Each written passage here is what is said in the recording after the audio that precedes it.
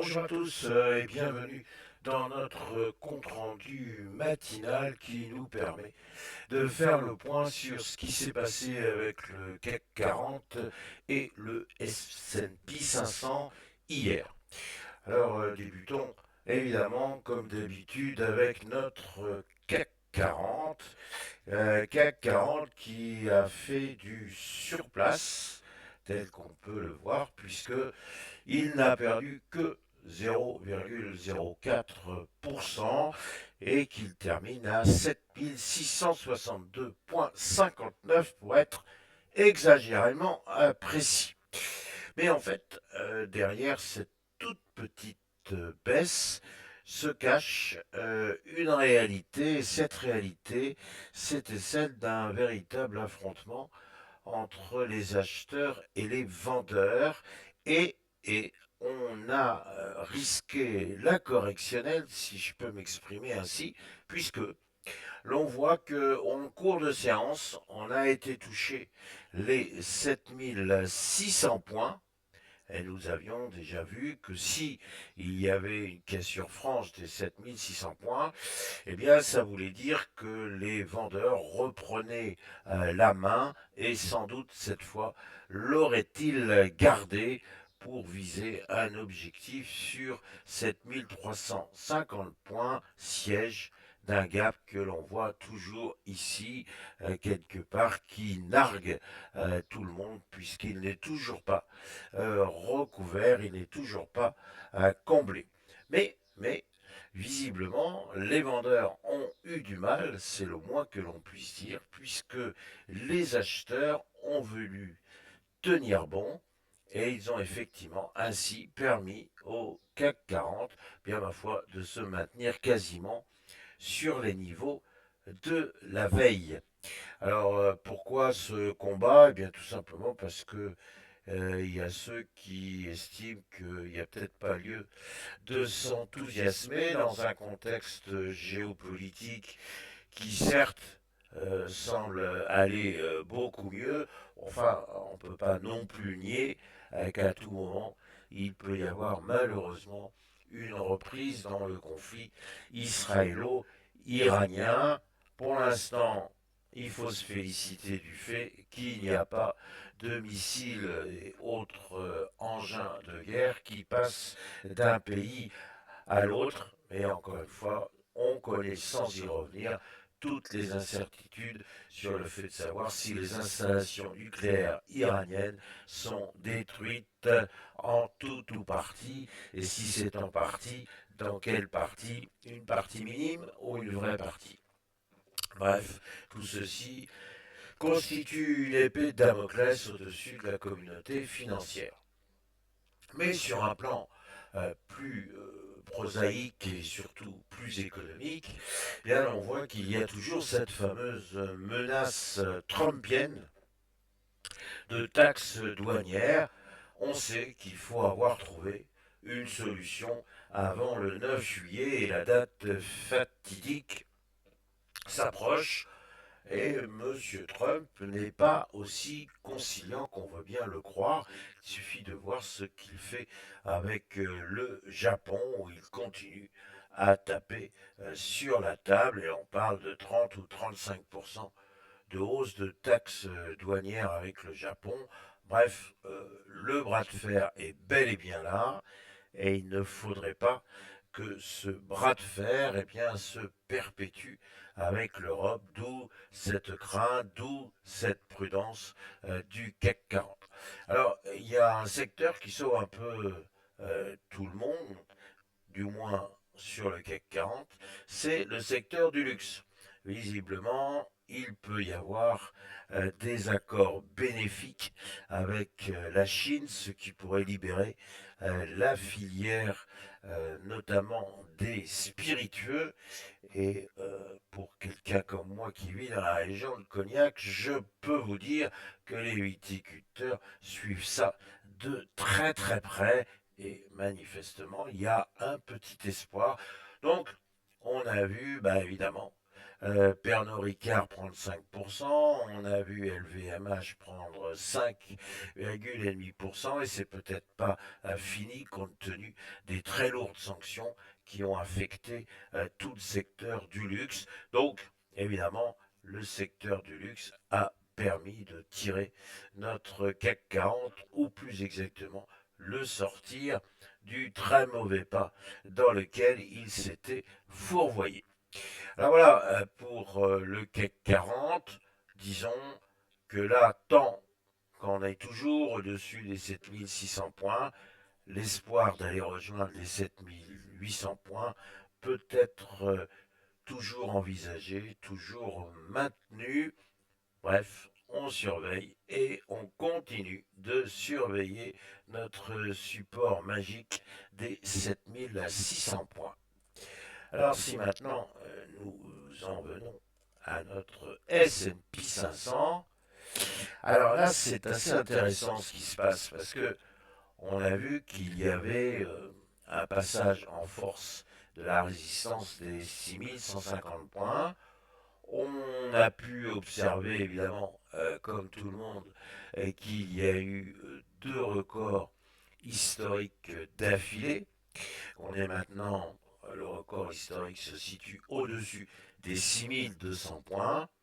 Et qu'hier, on pouvait craindre effectivement des prises de bénéfices, certains certainement ayant déjà fixé des ordres de vente pour croire à un répit, un souffle, une pause, trouver le mot qui vous convient, voire même carrément un retour en deçà des 6150 points et la possibilité d'un comblement de ce gap qui lui aussi nous nargue. Je parle même pas de celui qui se trouve ici ou de celui qui se trouve là ou de celui qui se trouve là. Bref, on dirait que ce n'est pas le parcours du S&P 500, mais un véritable morceau de gruyère. Alors évidemment, les vendeurs, encore une fois, se disent qu'à un moment ou à un autre, on va transformer notre gruyère en comté, bref, il n'y aura plus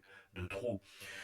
Oui, mais très souvent, lorsque nous avons comme ça un espèce de consensus pour venir dire oui, c'est évident, le S&P 500 a besoin de souffler, on va être plus malin que les autres et on va placer des ordres de vente. Alors il y a ce qu'on appelle la chasse aux ordres. Et cette fameuse chasse aux ordres, eh bien, elle consiste, par exemple, à faire monter le S&P 500, lequel, au passage, détruit tous les ordres stop qui ont été placés. Alors évidemment, tous ceux qui étaient vendeurs se retrouvent de facto acheteurs et on entretient ainsi un- une hausse. Alors, cette hausse est un peu superficielle si elle ne repose pas sur de vrais motifs. Alors en plus, hier, il y avait un magnifique motif pour baisser, c'est la querelle qui devient plus qu'une querelle entre Monsieur Musk et Monsieur Trump. Alors Monsieur Musk dit que le budget est absolument catastrophique, que c'est lamentable, que le Parti républicain n'est pas à la hauteur, que tout milliardaire qu'il est, il a les moyens de s'offrir un nouveau parti qui viendrait concurrencer les républicains, ce à quoi M. Trump, qui quand même, il faut le dire, aime bien la bagarre, lui répond que, attention, il y a quand même toute une suite de subventions qui pourraient s'envoler, disparaître. Et effectivement, quand on pense à SpaceX, quand on pense à la NASA, etc., il est évident qu'il faut peut-être pas jouer au plus finaux avec Monsieur Trump. On en est là. Toujours est-il que les opérateurs ont pris peur et figurez-vous qu'ils ont dit, puisque c'est comme ça, on jette Tesla aux orties. Et Tesla, ça pèse sur le S&P 500, ça pèse sur la technologie. Et donc, effectivement, on a eu un recul assez net du Nasdaq. Alors, le S&P 500, encore une fois, c'est notre gros paquebot. Et ce paquebot, on ne le bouge pas comme ça. Et même une valeur aussi importante que Tesla ben, ne peut pas forcément faire bouger avec beaucoup de force un paquebot où il y a encore 499 valeurs et pas n'importe lesquelles. Alors notre S&P 500 de ce fait n'a perdu que 0,11%, mais il faut quand même, à mon sens, y voir un petit signe. Et ce petit signe, c'est qu'effectivement, quand même, le S&P 500, il est bien haut. Alors, il nous faudrait vraiment maintenant une batterie de prétextes haussiers pour aller beaucoup plus loin. Et c'est pas sûr qu'il y en ait beaucoup d'ici la fin de la semaine. Sachant que bah, aujourd'hui, il y a ce qu'on appelle l'enquête ADP. Normalement, elle est publiée le jeudi, la veille donc de la publication des chiffres officiels mensuels de l'emploi, puisque c'est la journée de l'indépendance aux États-Unis vendredi, c'est donc férié, et c'est jeudi qu'il y aura publication des chiffres mensuels officiels de l'emploi, et donc on recule, et c'est aujourd'hui la fameuse enquête ADP, donc l'emploi dans le secteur privé. Donc il faut surveiller ça de près parce que ça peut forcément avoir une influence sur la conduite que va tenir la Fed dans les semaines ou peut-être les mois à venir.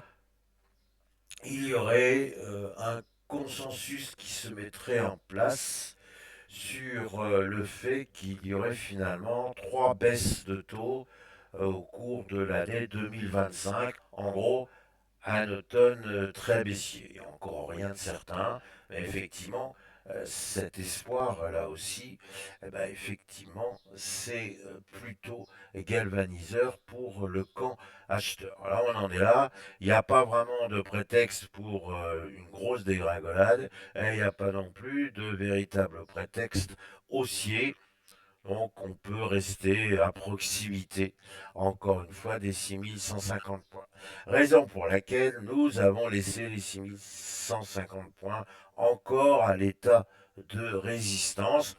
Et donc pour ceux qui étaient prêts à émettre des critiques en disant mais comment se fait-il? Il s'est complètement trompé, c'est pas une résistance, c'est désormais un support. Alors vous avez raison, mais je conserve un petit peu ma part de vérité dans la mesure où j'aime bien les vrais passages. Et pour moi, le passage des 6150 points est encore un passage qui est sujet à caution. Alors vous voyez que je vous donne une occasion toute rêvée de me délivrer un petit commentaire et ainsi vous pourrez me faire part de votre opinion. Voilà, il me reste à vous souhaiter une excellente journée. En plus, il priori devrait faire un petit peu moins chaud, ce qui va nous permettre, si c'est les indices, mais pour notre part, de souffler un petit peu. Voilà, à demain.